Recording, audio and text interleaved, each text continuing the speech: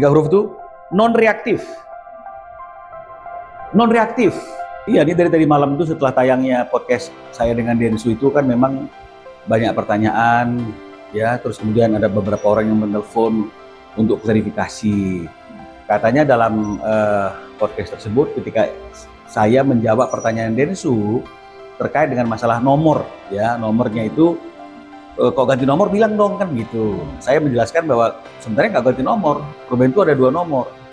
Jadi untuk kepentingan membuktikan bahwa memang ada 2 nomor dan di nomor yang satu ini juga S itu berkomunikasi, maka saya tampilkan bukti yang membuktikan bahwa memang ada komunikasi di nomor telepon yang satu lagi itu. Jadi ini untuk menyanggah bahwa tidak ada yang namanya itu ganti nomor, ya. Jadi saya kan seperti yang saya katakan, saya selalu itu lebih fokus kepada membuktikan apa yang disampaikan, apa yang dipertanyakan, tidak fokus ke hal yang lain, ya. Jadi oleh karena itu saya tunjukkan, membuktikan bahwa tanggal 20 Junian gitu tahun lalu itu sudah tahu bahwa ada nomor baru yang dipakai sebagai komunikasi. Saya tidak mencoba menutupi yang di bawahnya, apa yang dikasih oleh Ruben secara utuh, itu yang saya tunjukkan, dan saya fokus kepada materi pembuktian, kan begitu ya.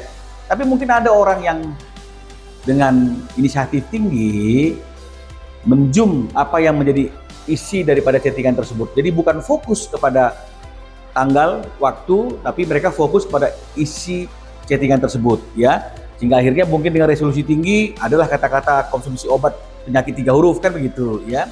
Dan ini yang diangkat oleh dia, ini yang di-up sama dia. Makanya saya katakan, apakah secara hukum mengambil data, ya, data tanpa hak dan kemudian mentransmisikannya ulang, itu apakah tidak melanggar? Tapi kita tidak mau melebar ke sana, ya.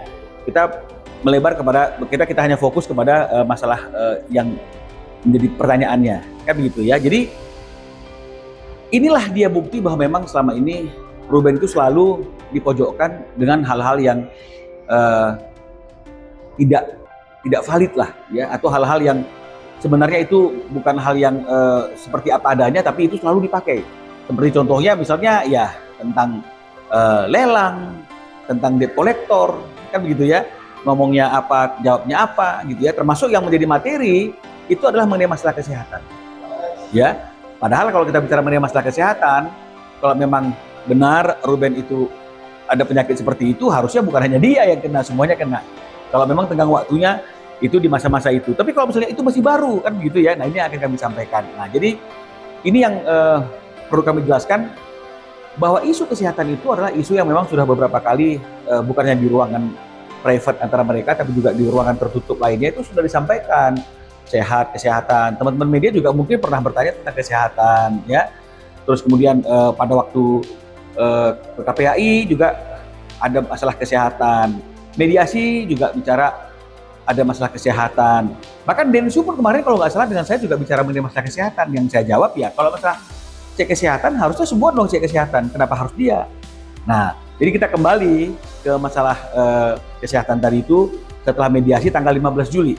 Ya, ketika tanggal 15 Juli isu kesehatan itu juga masih dibawa-bawa, ya, akhirnya Ruben bertanya dengan saya, ya. Ini chat yang kemarin itu belum diperlihatkan oleh Ruben, tapi Ruben sudah ngomong bahwa saya itu sering dikatakan bahwa saya itu penyakit 3 huruf gitu. Sementara tidak ada dokter siapapun yang memeriksa dia itu yang menyatakan dan menyampaikan bahwa dia itu kena penyakit itu. Tidak ada siapapun yang menyampaikan bahwa obat yang dia konsumsi itu adalah obat itu, kecuali dari S sendiri, ya. Dan obat-obat itu menurut Ruben yang menyiapkan, yang membeli semua adalah adiknya S, ya. Nah, dan oleh karena itu Ruben nggak pernah nanggapin selama ini. Tapi ketika itu sudah semakin sering dibicarakan dalam beberapa kesempatan, termasuk di mediasi kemarin, setelah berdiskusi, akhirnya Ruben dengan inisiatif sendiri pada tanggal 25 Juli. Nah, jadi bukan karena ada masalah ini, terus kemudian kita pagi-pagi subuh-subuh itu misalnya mencoba melakukan pengecekan untuk sekedar sebagai bahan klarifikasi, ya. Jadi artinya jauh sebelum ini ada orang iseng yang mengangkatnya, ya. Patut diduga hanya ingin untuk menjatuhkan Ruben, ya, itu kita sudah melakukan pengecekan, ya, di salah satu pusat laboratorium yang cukup berkredibilitas di Indonesia ini, yang cabangnya dari mana-mana. Ya, ini boleh di zoom, ini Prodia ya. Prodia ya. Oke. Ada nama pasiennya Ruben Samuel Onsu di atas. Ya, ada ya. Oke. Kapan pemeriksaan itu dilakukan? Jangan-jangan nanti pemeriksaan dilakukan setelah ini menjadi besar beritanya. Tidak. Pemeriksaan itu dilakukan pada tanggal 25 Juli. Jadi 15 itu adalah mediasi, isu itu terus angkat-angkat, dan karena memang sebelumnya memang hal itu sudah pernah disampaikan dalam bentuk chattingan yang tidak ditanggapi oleh Ruben karena dia tidak mengetahuinya, ini menjadi suatu perhatian bagi kami untuk nantinya akan dibuktikan kalau dalam persidangan itu akan menjadi isu, kan begitu ya. Jadi tanggal 25 ya. Jadi bukan setelah ini naik Densu langsung buru-buru, tidak ya. Nah, jadi saya akan selalu hadir dengan pembuktian, dan saya melakukan ini bukan untuk memojokkan siapapun, ya, bukan ingin menjatuhkan siapapun. Saya melakukannya dengan etika baik, ya, dan hukum melindungi advokat yang sedang membela kepentingan hukum lainnya, maupun di dalam dan di luar pengadilan, ya. Jadi diperkuat oleh putusan Mahkamah Konstitusi mengatakan advokat dilindungi, ya, dan tidak bisa dituntut baik perdata maupun pidana dalam rangka dia membela kepentingan hukum lainnya, ya. Nah, dan juga ada ajas dalam dunia hukum itu bahwa kita juga tidak boleh mengomentari pekerjaan rekan. Ya, ini untuk teman-teman yang misalnya memberikan perhatian, terima kasih kepada perkara ini, dan kemudian tanpa sadar bukan beropini tapi menghakimi, mengoreksi pekerjaan rekannya, itu juga dilarang oleh kode etik. Kecuali memang teman-teman yang karena keahliannya atau memang diminta oleh teman-teman media untuk pendapatnya, ini kan dalam rangka untuk memberikan pendapat, ya. Jadi ini yang perlu kami sampaikan. Nah, jadi inilah dia, ya. Sekarang kita nengok apa hasilnya, kan begitu ya. Hasil daripada pemeriksaan itu, nih ya teman-teman ya. 3 huruf itu non-reaktif. Non-reaktif. Ya, non-reaktif. Jadi artinya tidak ada seperti apa yang disampaikan dan dipertanyakan oleh banyak orang pada hari ini gitu loh. Masa mereka lebih percaya kepada chattingan yang datang dari satu sumber daripada bukti real? Dan selama ini selalu kami yang dikejar-kejar untuk membuktikan, untuk mengklarifikasi.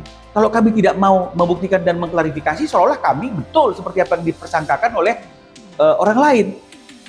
Padahal ajas hukum, sekali lagi saya ulang, siapa yang mendalilkan sesuatu, dia berkewajiban untuk membuktikan dalilnya. Maka seharusnya yang dikejar untuk membuktikan pernyataan-pernyataan itu adalah orang yang mendalilkan. Coba dong dikejar bukti-bukti itu, karena dia berkewajiban untuk membuktikan dalilnya. Ini selalu kita yang berusaha untuk mencari, menggali bukti-bukti itu, sehingga akhirnya kita bisa meredam semua tuduhan, semua persangkaan kepada klien kami. Tapi malahan kita dibilang tidak beretikat baik, kita itu sengaja menjatuhkan orang lain. Nah, ini yang sebenarnya sangat disayangkan, ya.